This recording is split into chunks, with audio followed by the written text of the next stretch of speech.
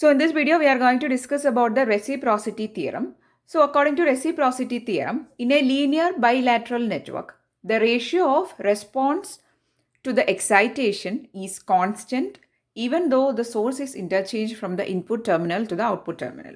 Okay, so consider the two diagrams above. So let this be figure A and this is figure B. Okay, so here you can see this is the source and this is the current. So the current is our response and V voltage is our source. Okay, so this is a voltage source, right? So according to this theorem, even though we change the voltage source from the input terminal to the output terminal, we'll get the ratio of response to source value as constant. So in the figure A, we can see that V, that is the voltage source, is connected in the input terminal. But in figure B, we have changed it from the input terminal to the output terminal. Okay. So even though we are changing from, that is, we are changing the source from the input to the output terminal, we'll get the ratio I by V as same as the case of figure A. That is the reciprocity theorem. Okay.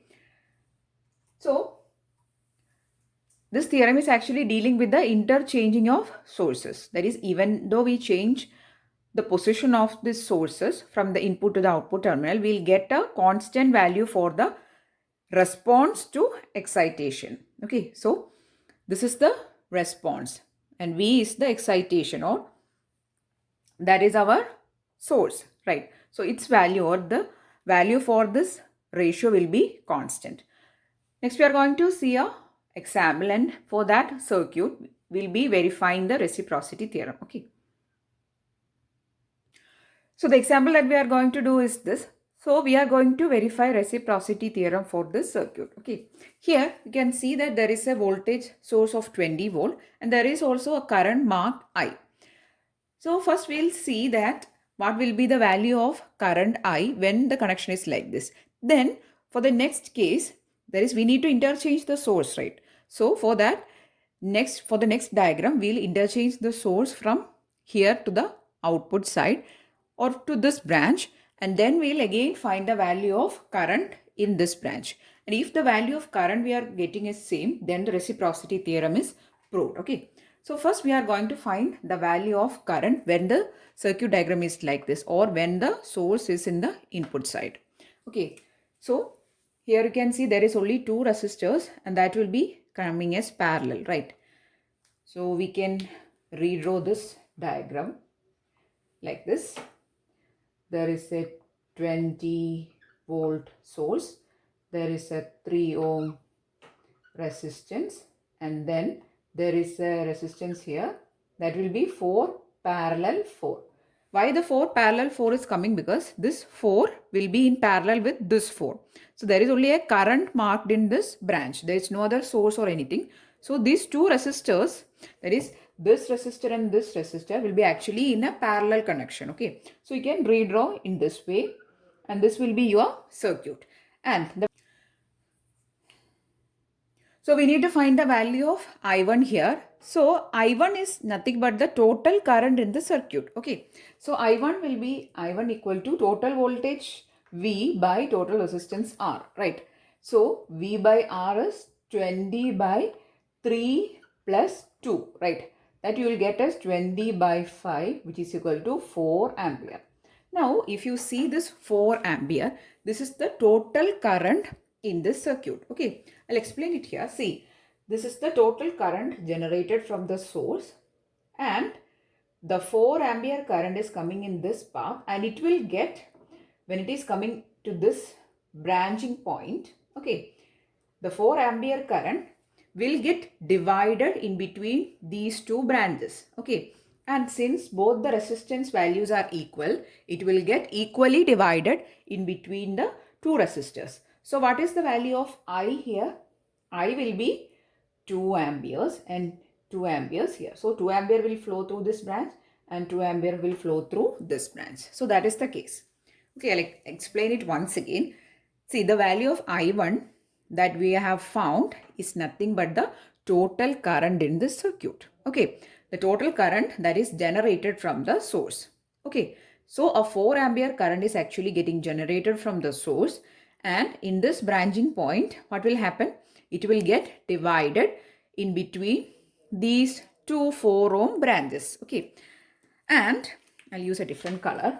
Okay, so the 4 ampere will get divided equally between the two 4 ohm resistors as 2 ampere and 2 ampere here.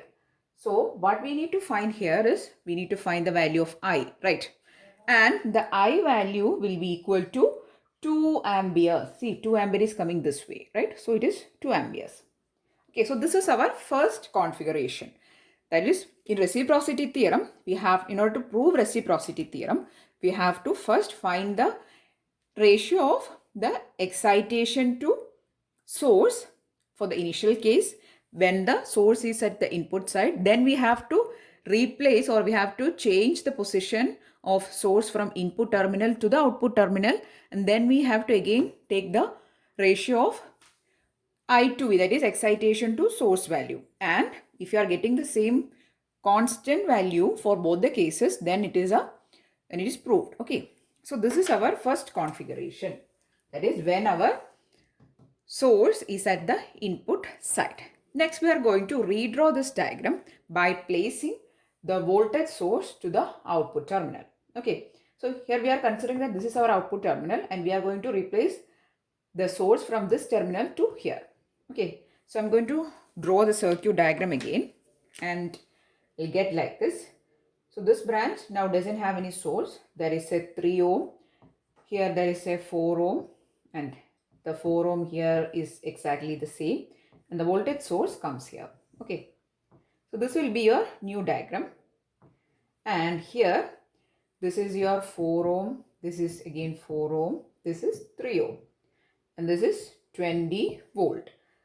The current I is here. Okay, so this is your second configuration. Okay, that is configuration when we are changing the source from input to output terminal. Okay, next we are going to find the value of current again in the circuit, and then we will find the value of I here, and then we'll compare if both the values are same or not. Okay, so the first thing, I'm going to redraw the circuit diagram just like what I've done here. Okay, you can see that here these two resistors, that is this 4 ohm and this 3 ohm, are in which connection? In parallel connection. There is only a current mark, there is no other component, so they are coming as parallel. Okay, so you can redraw the circuit like this. There is one resistance which is 3 parallel 4, and then there is another 4 ohm, and then there is a source. Okay, so this is your simplified circuit diagram. Okay, this is 20 volt. Now you need to find the value of this equivalent. That will be R equivalent, that is 3 into 4 by 3 plus 4, that is 12 by 7 ohms. Okay, now we can replace this by 12 by 7 ohms. Okay, next our aim is to find the value of current I2. I2 is the current in this circuit, total current. Okay, not I1. Don't confuse it with I. This is I. This is the total current which we are calling as I2, since it is our second configuration. Okay, you can use a different variable name if you want. Okay, so I2 will be the total voltage by resistance, that is total voltage is 20 volt again by total resistance is 4 plus 12 by 7. Okay, so 20 by 4 plus 12 by 7, and on solving you will get the value of current as 7 by 2 amperes. Okay, so this is the total current in this second configuration, and we don't need the value of total current, but we need the value for the current flowing through this branch. Okay, so in order to find the value of I here, we have to actually apply the current division. Earlier, since the resistances were of equal value, we just have to divide the total current by 2. But here, the values are different. One is 3 ohm and one is 4 ohm. So we have to apply the current division rule. Okay, so I here will be equal to 7 by 2 into 4 by 4 plus 3. Okay, So here there is a 7 by 2 ampere coming, and it is getting divided in between this 3 ohm and this 4 ohm. So we need to find the value of current that is actually passing through the 3 ohm. So opposite resistance by total resistance. Opposite resistance means it is 4 ohms. Okay. So 7 by 2 into 4 by 4 plus 3. That is 7 by 2. Here it is getting cancelled as 7 into 2 by 4 plus 3. That is 7 into 2 by 7. So you are getting the value of I as 2 ampere again. Okay. Now just compare the second case. So this is your second case with the first case. For both the cases, you are getting the value of current as 2 ampere here and 2 ampere here. Okay. So hence, according to the reciprocity theorem, this circuit is verified. Okay. So we have, what all things we have done here is, first we have taken the initial circuit diagram which is given to us, which is having a 20 volt in the input terminal. And then we have found the value for our excitation. Excitation means the current in the output terminal. We are taking this as our output terminal and we are going to find the current here. So on solving, that is, first we have simplified the circuit. We have formed a circuit like this. Then we have found the total current I1. And then according to the current division, you will get the value of I as 2 ampere. Since here both the resistances are same, we just have to divide the 4 ampere by 2. So you'll get 2 ampere as the current I. Okay. Next, we have redrawn the circuit by taking our source to the output terminal. See here, the 20 volt will come here. The other elements will be exactly the same. Okay. And here also we have to find the value of our excitation or our I value. And that, again, we have simplified the circuit. We have found the total current. We are getting a 7 by 2 amperes. Then we have applied the current division here and we'll get the value as 2 amperes again. Okay. And this will be 7 by 2 minus 2 ampere. Okay. And here also we are getting the current I or the excitation as 2 ampere. So since the current values or the excitation values are same, if we take the I by V, it will be a constant because we know that V is constant, which is 20 volt. I is also we are getting as constant, which is 2 ampere. So the ratio will be a constant. Okay. So the reciprocity theorem is proved or it is verified for this given circuit diagram. Okay. So for examinations, this type of questions will come as for finding either value of the voltage or current, like questions. Okay.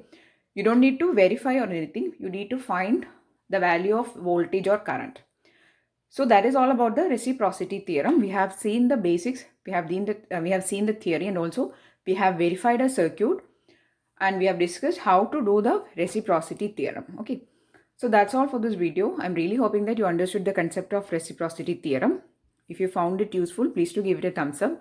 Please do share it with your friends. And if you want more videos, please do subscribe to the channel. Thanks for watching and keep on watching.